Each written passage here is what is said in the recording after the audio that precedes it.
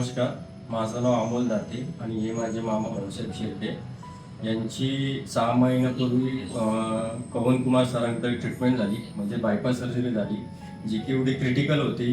6 महिन्यापूर्वी अशी कंडिशन होती का त्यांचा LF जवळजवळ 20% होता, जे की पुण्यात नामांकित हॉस्पिटलमध्ये सुद्धा कोणी रिस्क घ्यायला तयार नव्हतं.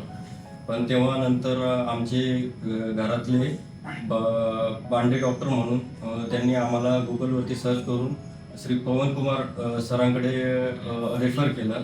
आणि जेव्हा आम्ही पवनकुमार सरांकडे रेफर झालो त्यानंतर आणि आजचा दिवस त्यांच्या LFमध्ये जवळजवळ 45%नी त्यांचा LF वाढलेला आहे.